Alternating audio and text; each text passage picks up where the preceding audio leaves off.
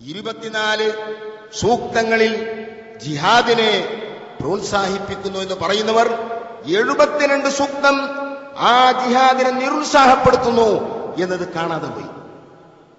72 സൂക്തങ്ങളിൽ ജിഹാദിനെ നിരുത്സാഹപ്പെടുത്തിക്കൊണ്ട് കാണാൻ കഴിയും. അതിന്റെ പശ്ചാത്തലത്തിലാണ് 10-15 വർഷങ്ങൾ ഏറ്റുമുട്ടലുകളില്ലാതെ പോയി. എന്തായിരുന്നു ഇതിന് കാരണം? ബഹുമാനപ്പെട്ട നബി സല്ലല്ലാഹു അലൈഹി വസല്ലം തങ്ങൾ അല്ലാഹുവിൽ നിന്നുള്ള വഹി ലഭിച്ചപ്പോൾ ആ തൗഹീദിന്റെ സന്ദേശം ലോകത്തെ ജനങ്ങൾക്ക് പറഞ്ഞു കൊടുക്കുക, അതോടൊപ്പം നല്ല പ്രവർത്തനങ്ങൾ നടത്താൻ, അക്രമങ്ങളും അനീതികളും ഉപേക്ഷിക്കാൻ ജനങ്ങളെ ഉത്ബുദ്ധരാക്കുക. ആർക്കും വിഷമമില്ലാത്ത കാര്യങ്ങളായിരുന്നു നബി സല്ലല്ലാഹു അലൈഹി വസല്ലം തങ്ങൾ സമൂഹത്തിന് മുമ്പിൽ വെച്ചത്. പക്ഷേ നേരത്തെ സ്വാഗതത്തിൽ പറഞ്ഞതുപോലെ കള്ളുകുടിക്കാൻ പാടില്ലെന്ന് പറയുമ്പോൾ കള്ളുകുടിയന്മാർ സ്വാഭാവികമായും ശത്രുക്കളായി മാറും. വ്യഭിചരിക്കാൻ പാടില്ലെന്ന് പറയുമ്പോൾ വ്യഭിചാരികൾ ശത്രുക്കളായി മാറും. അക്രമവും അനീതിയും അഴിച്ചുവിടാൻ പാടില്ലെന്ന് പറയുമ്പോൾ അക്രമകാരികൾ സ്വാഭാവികമായും ശത്രുക്കളായി മാറും. ഇങ്ങനെയാണ് ഇവിടെ ശത്രുക്കൾ വരുന്നത്.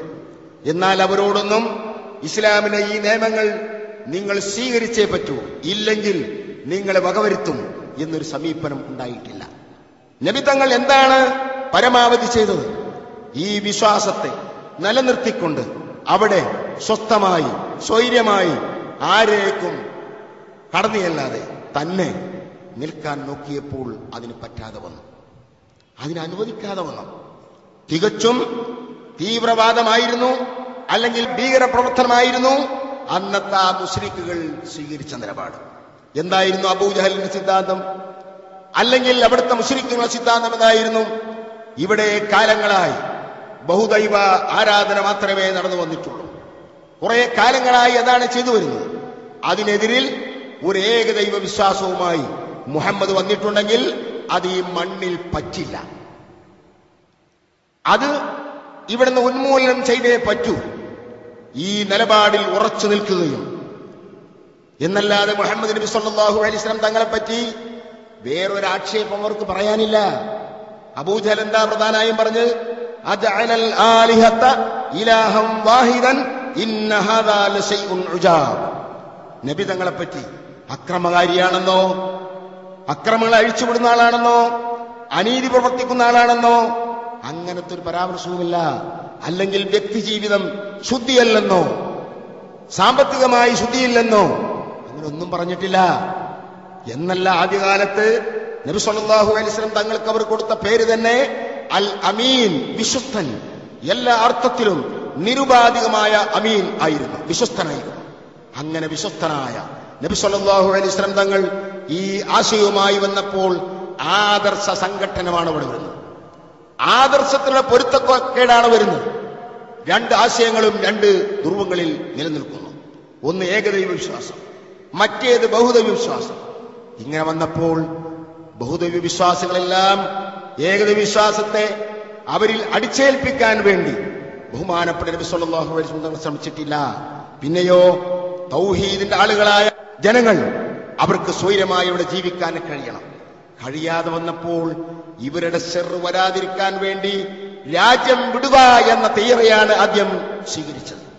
അങ്ങനെയാണ് ഹബശയിലേക്ക് നേരത്തെ ഹിജ്റ പോയിട്ടുണ്ട്, മദീനയിലേക്ക് ഹിജ്റ പോയി. എന്തിനാ ഇത്രയും ദൂരങ്ങളിലേക്ക് പോയത്? പരമാവധി ഇവരുടെ ശർറ് വരാതിരിക്കാൻ, അവരുമായുള്ള ഏറ്റുമുട്ടൽ വരാതിരിക്കാൻ നാം നമ്മുടെ ആദർശവുമായി ഒഴിഞ്ഞു പോവുക. പക്ഷേ ഒഴിഞ്ഞുപോയപ്പോൾ അങ്ങനെയും അവർ വിട്ടില്ല. മുഹമ്മദും കൂട്ടരും ഇവിടുന്ന് പോയല്ലോ, എന്നാ പിന്നെ അങ്ങനെ പോകട്ടെ എന്നവർ വെച്ചില്ല. അവർ വെച്ചത് ഈ ഒരു ആശയം ഇവിടെ എവിടെയും നിലനിൽക്കാൻ പാടില്ല എന്ന തിയറിയായിരുന്നു. അതാണല്ലോ നാം മനസ്സിലാക്കേണ്ടത്. ഏറ്റവും വലിയ വിഡ്ഢിത്വമാണത്. ആ വിഡ്ഢിത്വം ഇസ്ലാമിനില്ല. എന്തുകൊണ്ട്?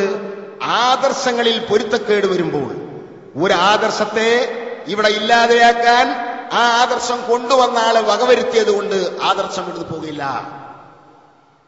അത് മനസ്സിലാക്കാൻ വലിയ ബുദ്ധി വേണ്ട.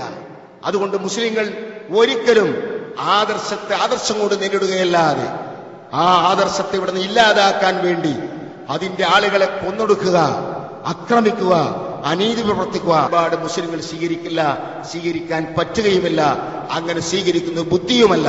പക്ഷേ ഈ ബുദ്ധിയില്ലാത്ത പണിയായിരുന്നു അന്ന് അബൂജഹൽ, ഉത്ബത്ത്, ശൈബത്ത് തുടങ്ങിയ ആളുകൾ സ്വീകരിച്ചത്. അവർ മനസ്സിലാക്കിയത് ഇവരെ ഇവിടുന്ന് വകവരുത്തിയാൽ ഈ ആദർശം ഇവിടെ ഇല്ലാതെയായി.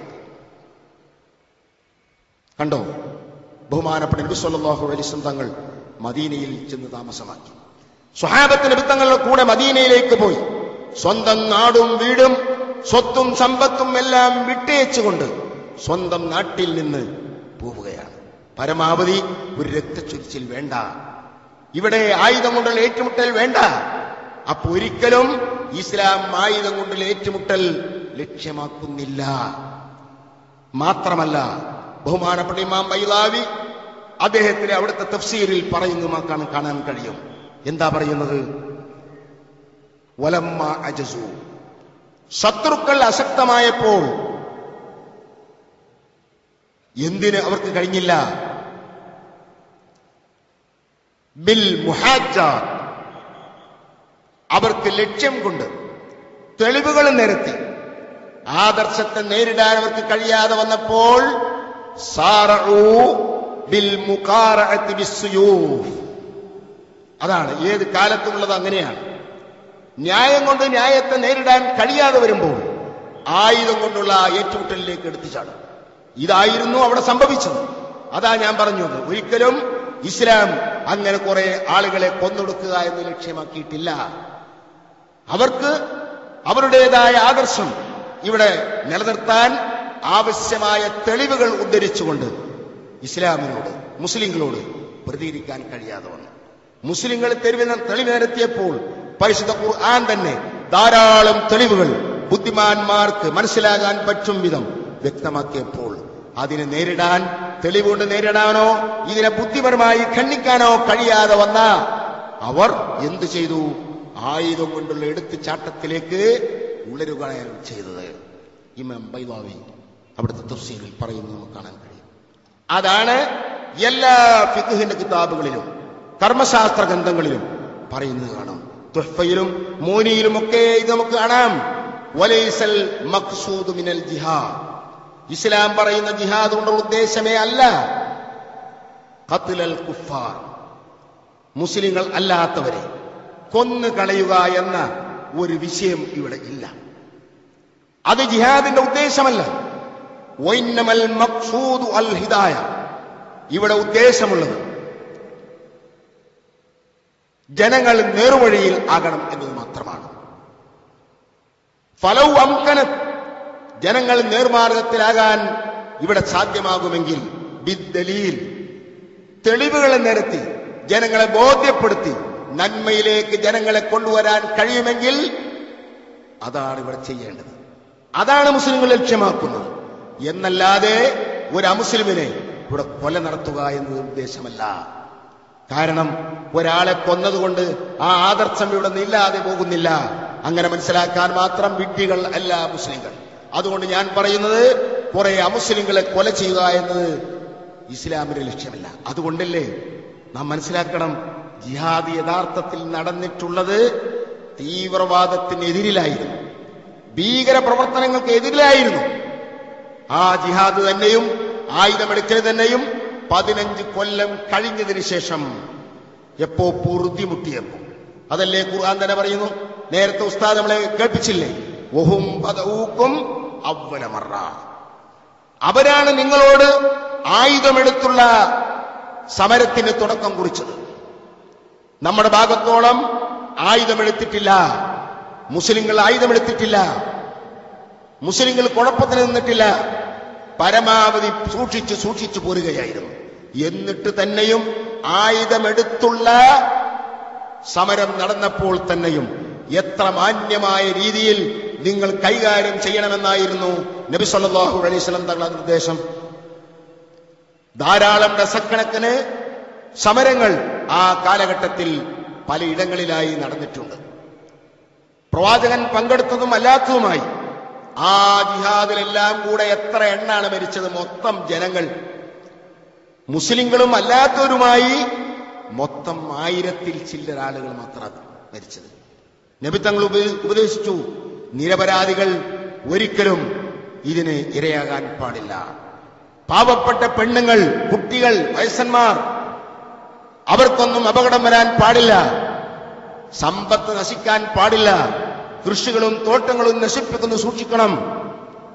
എന്നാൽ ഇന്ന് നടക്കുന്ന യുദ്ധങ്ങളോ യാതൊരു നീതിയും നെറിയുമില്ലാത്ത ധാരാളം നിരപരാധികളെ കൊന്നൊടുക്കുന്ന യുദ്ധങ്ങൾ.